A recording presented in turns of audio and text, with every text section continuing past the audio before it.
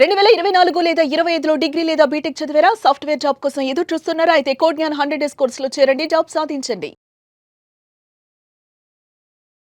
నమస్కారం విజయ మేడం. నమస్తే శిరీష. రీసెంట్గానే సుప్రీంకోర్టు ఒక తీర్పు ఇవ్వడం జరిగింది. అది ఏంటి అంటే నార్మల్గా 18 ఇయర్స్ నిండిన అమ్మాయిలు ఎస్పెషల్లీ ఒకవేళ కనుక తండ్రి నుంచి ఇంకా వద్దు నేను వెళ్ళిపోవాలి అనుకుంటే ఆ తర్వాత మిగతా రెస్పాన్సిబిలిటీస్ లైక్ అది ఎడ్యుకేషన్ సంబంధించింది కావచ్చు, లేదంటే మ్యారేజ్ పరంగా కావచ్చు, ఆ రెస్పాన్సిబిలిటీ తండ్రి తీసుకునే అవసరం లేదు అని ఇచ్చిందనమాట. మరి ఇది ఎంతవరకు కరెక్ట్ అంటారు? దీని ఇంపాక్ట్ ఎస్పెషల్లీ అమ్మాయిల మీద ఎలా ఉంటుందంటారు? అంటే ఇది అందరికీ ఉద్దేశించి 18 ఏళ్ళు నిండిన తర్వాత అన్నట్టుగా కాదు శిరీష. అక్కడ ఎవరైతే అంటే కాన్ఫ్లిక్ట్ ఉండి బాధ్యత తీసుకోకుండా చెప్పిన మాట వినకుండా అంటే తల్లిదండ్రుల సంరక్షణలో ఉండి వాళ్ళ అంటే ఫ్యామిలీ వాల్యూస్తో పాటు ఫ్యామిలీతో కలిసిమెలిసి ఉండకుండా స్టబ్బర్న్గా కానీ నా ఇష్టం నేను చేస్తాను మీరెవరు వద్దంటానికి ఇలాంటివి ఏదన్నా జరుగుతున్నప్పుడు కానీ లేదంటే వాళ్ళ పరిస్థితులను బట్టి వాళ్ళని అర్థం చేసుకోకపోవటం కానీ అంటే కొన్నిసార్లు మేం చేసేదే రైట్ అనుకుంటూ ఉంటారు, అవునా? లేదా కొన్నిసార్లు ఇద్దరి ఆలోచన విధానాలు కంప్లీట్గా డిఫరెంట్ అయ్యి ఉండొచ్చు. సో ఏదన్నా ఒక పని వీళ్ళు చేస్తాను అన్నప్పుడు వాళ్ళు ఖచ్చితంగా అలా చేస్తే కుదరదు అని పేరెంట్స్ చెప్పినప్పుడు అయితే నేను ఇంట్లో ఉండను, నాకు నచ్చలేదు, నేను వెళ్ళిపోతాను, ఇలాంటివి అన్నప్పుడు ఏంటంటే ఆర్థిక పరిస్థితులను బట్టి తల్లిదండ్రులు డిసైడ్ చేసుకోవచ్చు ఇవ్వాలా వద్దా అనేది. So it depends upon there wish.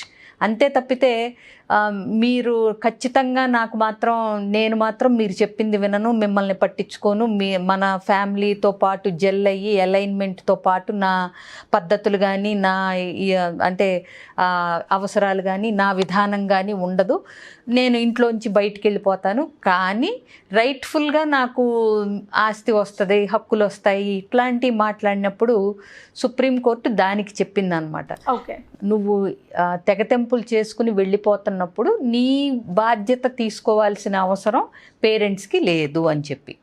So ఇది అంటే మోస్ట్లీ ఎక్స్ట్రీమ్ కేసెస్లో వస్తుంది. కొద్ది మాట వినకపోతే ఏదో 2 రోజులు అలిగి వెళ్ళిపోతేనో అట్లా కాదు. ఎక్స్ట్రీమ్ కేసెస్లో ఏంటంటే మీకు నాకు ఇక ఏ రకమైన సంబంధం లేదు, నేను మీతో ఉండదలుచుకోలేదు అని చెప్పి తెగతెంపులు చేసుకుని వెళ్ళిపోతున్నప్పుడు రైట్ఫుల్గా మీరు నాకు అది ఇవ్వండి నేను వెళ్తాను, నాకు 18 ఏళ్ళు నిండినాయి అంటానికి లేదు. ఓకే, ఇప్పుడు అక్కడ వాళ్ళకి ఎక్కువ స్తోమత లేకపోవచ్చు, ఆ ఉన్నదేదో ఈ అమ్మాయి రైట్ఫుల్గా అడిగి వీళ్ళు పట్టుకెళ్ళిపోతే రేపొద్దున వాళ్ళ వృద్ధాప్యంలో చూసుకోవటానికి కానీ భరోసాకి కానీ ఇంకా ఏమీ ఆధారం ఉండకపోవచ్చు, అవునా? సో అట్లాంటప్పుడు ఈ తీర్పు అనేది ఇది ఆ కేసెస్లోకి వర్తిస్తుంది అనమాట. ఇప్పుడు టీనేజ్ ట్యాంట్రమ్స్ అని చెప్పి పిల్లలందరూ 12 ఏళ్ళ నుంచే అన్నీ మాకు తెలుసు అనుకుంటున్నారు. తెలవటంలో కూడా తప్పు లేదు, బట్ కొంచెం పట్టు విడుపులు ఉండటం, పేరెంట్స్ కూడా వాళ్ళని ఎట్లా అర్థం చేయించాలి, ఇంటి పరిస్థితులు ఎలా వాళ్ళకి బాధ్యతాయుతంగా ఎలా వాళ్ళు ఉండేలాగా చెయ్యాలి అనే ఒక పాయింట్ పేరెంట్స్ మీద కూడా డిపెండ్ అవుతుంది, అవునా? సో ఏదైనా అమ్మాయిలైనా అబ్బాయిలైనా తమ కాళ్ళ మీద తాము నిలబడగలిగి తాము వెళ్ళే రూట్కి పేరెంట్స్ చెప్పే రూట్కి సంబంధం లేదు, మాకు ప్యాషన్ ఉంది. ఇప్పుడు తప్పు ఇంటెన్షన్తోనే బయటికి వెళ్ళాలని ఏం లేదు ప్రతి ఒక్కళ్ళు, అవునా కదా? ఇప్పుడు కొంతమంది రకరకాల కారణాలు, నచ్చిన వ్యక్తిని పెళ్లి చేసుకోవటానికి వెళ్ళిపోతారు కొంతమంది, లేదంటే నచ్చిన కెరీర్ చూస్ చేసుకోవటానికి వెళ్ళిపోతారు కొంతమంది.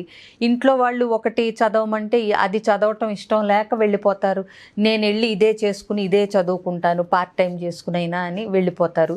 సో వెళ్ళిపోవటానికి మాట వినకపోవటానికి కూడా అన్ని నెగిటివ్ రీజన్సే ఉండాల్సిన అవసరం లేదు శిరీష. మేబీ పాజిటివిటీలో కూడా పేరెంట్స్ అర్థం చేసుకున్నప్పుడు మాకు ఇక్కడే ఉంది లైఫ్, ఇది మేము చేసే దాని మీద మాకు ఒక క్లారిటీ ఉంది అని కూడా వెళ్ళొచ్చు ఇంటి నుంచి, అవునా? బట్ అలాంటప్పుడు ఏంటంటే రైట్ఫుల్గా మీరు ఇది ఇచ్చి తీరాలి, ఇస్తారా చస్తారా అంటానికి రైట్ లేదు అనేది సుప్రీంకోర్టు చెప్పింది. అది ఒకటి చూసుకోవాలి. మీకు నచ్చిన ప్యాషన్కి కానీ కెరీర్కి కానీ లైఫ్ పార్ట్నర్కి కానీ ఏదైనా సరే మీరు అన్నీ తెలుసు, మాకు తెలిసిపోయింది, జీవితం కాచి వడపోచేసాము, ఇక మాకు మీ హెల్ప్ కానీ మీ సహాయం కానీ మీతో నాకు రిలేషన్షిప్ కానీ అవసరం లేదు అని వెళ్ళిపోతున్నప్పుడు అలాగే ఆ ఆత్మాభిమానంతోనే చక్కగా బ్రతికి చూపించండి. మళ్ళీ ఆస్తి మాత్రం అమ్మ నాన్నది కావాలి, ప్రేమలు పంచక్కర్లేదు, ఇవ్వక్కర్లేదు, వాళ్ళతో అంటే ఎక్కడా కూడా ఒక భావోద్వేగాలు కానీ ఒక ఆప్యాయత ఇలాంటివి ప్రేమ పంచటాలు ఇలాంటి రిలేషన్ ఏది తల్లిదండ్రులతో నాకు అవసరం లేదు అని తెగతెంపులు చేసుకుని వెళ్ళిపోతున్నప్పుడు ఆస్తిని కూడా అంతే ఇదిగా వద్దనుకోగలగాలి. అమ్మ నాన్నలనే వద్దనుకున్నప్పుడు ఆస్తి ఎందుకు అని అనుకోగలగాలి. బట్ అది వాళ్ళు లేకపోయినా పర్లేదు, వాళ్ళు సంపాదించింది మాత్రం కావాలి అనుకోవటం కరెక్ట్ వే ఆఫ్ థింకింగ్ కాదు. ప్లస్ నేను ఇందాక చెప్పినట్టు కొంతమంది ఇవ్వగలిగే పొజిషన్లో ఉంటారు, కొంతమంది ఇవ్వలేని పొజిషన్లో ఉంటారు. కొంతమంది సరే వాళ్ళ దారేదో వాళ్ళు చూసుకుంటున్నారు, వాళ్ళకి రావాల్సిందేదో ఇచ్చేద్దాం మనకెందుకు గోల అని ఇచ్చేవాళ్ళు ఉంటారు. బట్ నువ్వు కోర్టుకి వెళ్ళి ఏదో వాళ్ళ నుంచి హక్కుగా పొందాలి అనుకుంటే మాత్రం పేరెంట్స్కే సపోర్ట్ ఉంటుంది కొన్ని విషయాల్లో. ప్లస్ అది ఏంటి ఎట్లాంటిది అనేది చూసిన తర్వాతే ఏ కోర్టు అయినా కూడా తీర్పిస్తుంది. సో మరి ఇలా రకరకాల సమస్యలతో బేసిక్గా ఫిజియలాజికల్గా కాకుండా సైకలాజికల్గా ఎక్కువగా రకరకాల సమస్యలతో అయితే బాధపడుతూ ఉంటారు. వాళ్ళు మిమ్మల్ని అప్రోచ్ అవ్వాలి అంటే ఏ విధంగా అవ్వచ్చు మేడం? పెద్ద కష్టం ఏం కాదండి. స్క్రీన్ మీద కనిపిస్తున్న నెంబర్కి కాంటాక్ట్ చేస్తే అన్ని డీటెయిల్స్తో పాటు నా అపాయింట్మెంట్ కూడా ఫిక్స్ చేస్తారు. సో మీకు ఏదన్నా ఎలాంటి ప్రాబ్లం ఉన్నా సరే జస్ట్ స్క్రీన్ మీద కనిపిస్తున్న నెంబర్కి కాంటాక్ట్ చేసి డీటెయిల్స్ తీసుకోవటం. Thank you madam, thank you so much.